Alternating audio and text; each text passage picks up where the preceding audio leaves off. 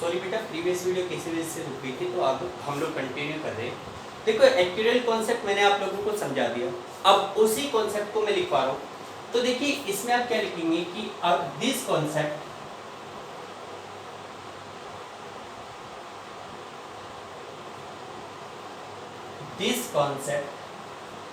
is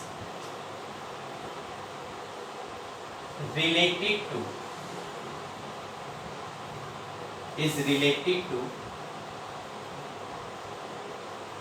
recording of transition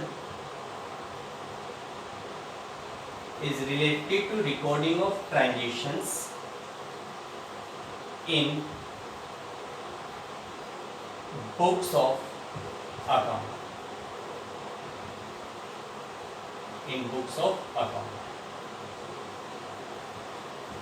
ठीक है, इसको ये कॉन्सेप्ट ट्रांजिशन को बुक्स में रिकॉर्ड करने से रिलेटेड है। According to this concept,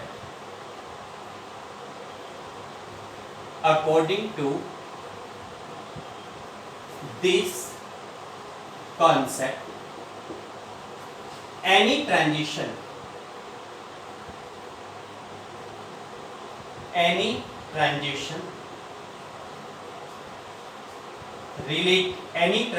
should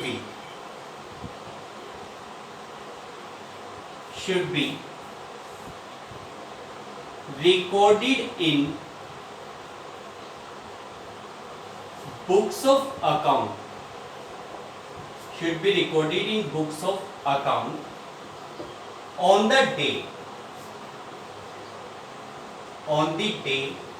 when transition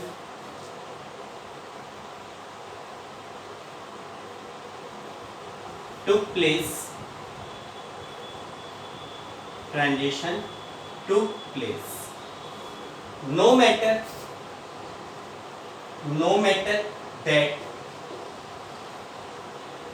that transition is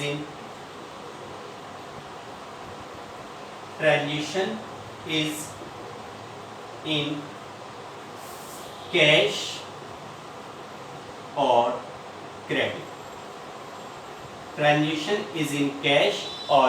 credit.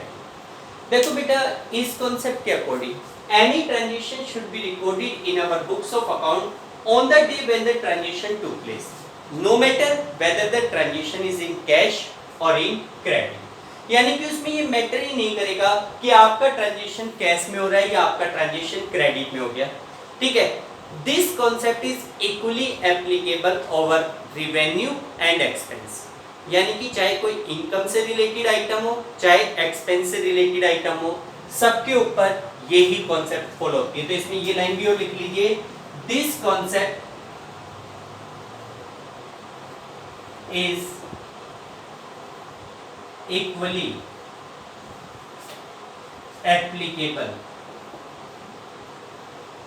over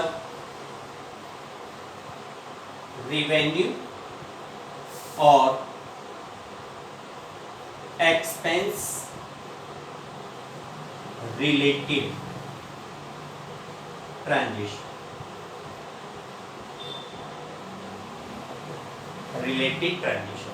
यानी कि चाहे कोई ट्रांजिशन रिवेन्यू से रिलेटेड हो, चाहे एक्सपेंस से रिलेटेड हो, सबके ऊपर ये कॉन्सेप्ट इक्वली एप्लीकेबल। क्लियर बेटा? ठीक है, तो ये हमारे पास एक्चुअल कॉन्सेप्ट था। ये तो तीन थी हमारी बेसिक कॉन्सेप्ट जो as per accounting standard 1 prescribe की गई। इसके अलावा भी अकाउंट में कुछ अदर कॉन्सेप्ट भी है। तो अब हम लोग नेक्स्ट कॉन्सेप्ट के ऊपर मूव करते हैं, that is business entity concept.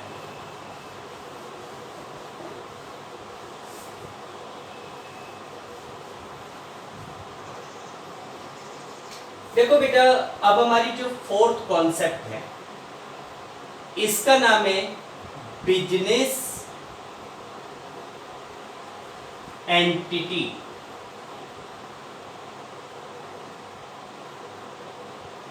Concept. हमारी जो नेक्स्ट कॉन्सेप्ट है उसका नाम है बिजनेस एंटिटी कॉन्सेप्ट। ये क्या है? देखो, according to business entity concept, ये जो बिजनेस एंटिटी कॉन्सेप्ट है, इसके अकॉर्डिंग ये माना जाता है कि every business organisation have a separate identity distinct from its owner. मैं आप लोगों को पहले भी बिजनेस एंटिटी के बारे में बता चुका हूं कि बिजनेस एंटिटी के अकॉर्डिंग एक business organisation is considered to be separate distinct from its owner, यानी कि बिजनेस और ओनर दोनों का एग्जिस्टेंस एक दूसरे से सेपरेट होता है। Both are considered to be two different persons. आप लोग दोनों को क्या मानते हो? अलग अलग पर्सन मानते हो। देखो मैंने आप लोगों को पहले भी क्लियर किया था कि जैसे एक बंदा है राम और उसने अपना एक बिजनेस स्टार्ट कर रखा है एक्स लिमिटेड, ठीक है? तो Ram is considered to be a separate person and X limited is also considered to be a separate person. आप राम को भी अलग से एक व्यक्ति मानोगे और उसी वे में एक्स लिमिटेड को भी एक सेपरेट पर्सन मानोगे, ठीक है?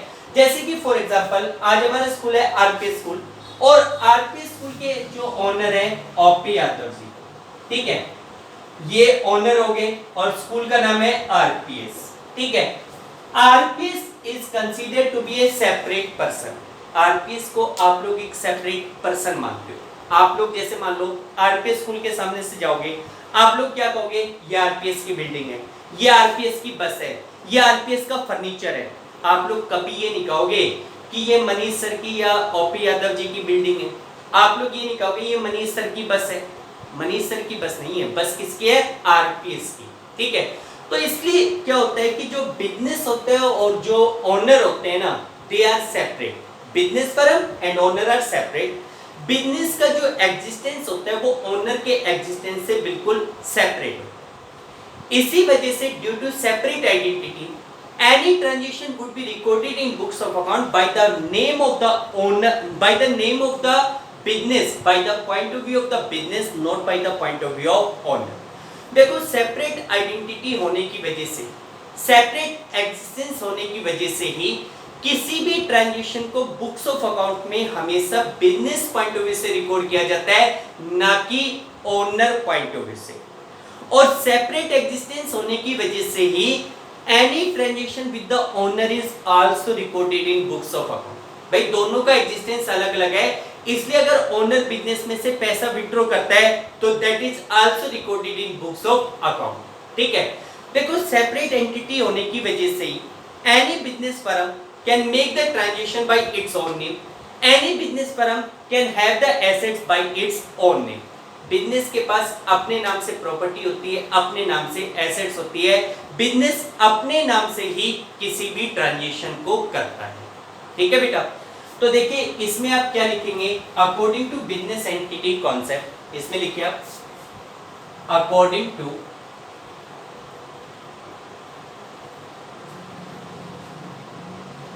Business entity concept, comma, a business organization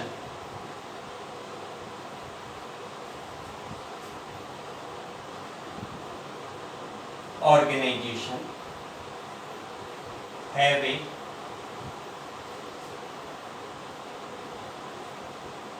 separate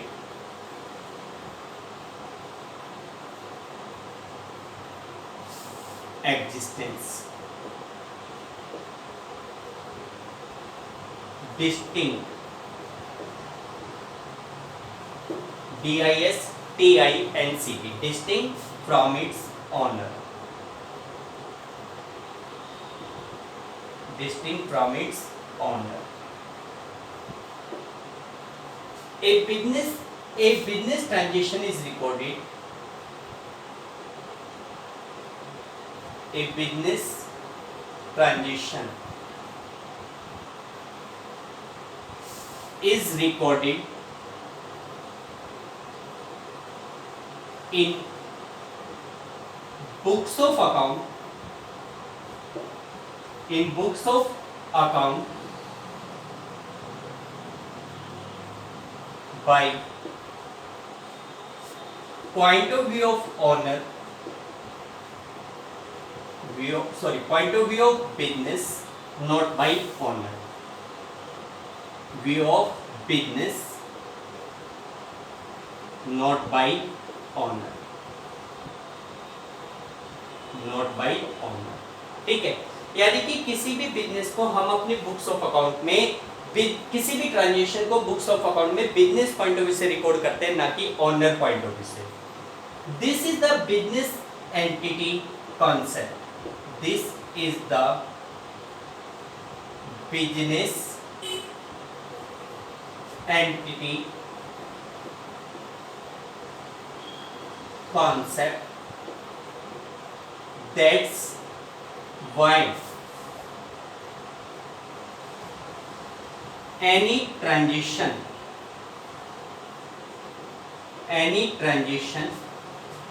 with owner is also recorded in books of account. In books of account. देखो लास्ट में क्या लिखा है कि this is the business entity concept, that's why any transaction with the owner is also recorded in our books of account. यानी कि business entity concept को follow करने की वजह से ही बिजनेस ओनर के द्वारा किए गए किसी भी ट्रांजैक्शन को आप अपनी बुक्स ऑफ अकाउंट में रिकॉर्ड करते हैं. क्लियर बेटा?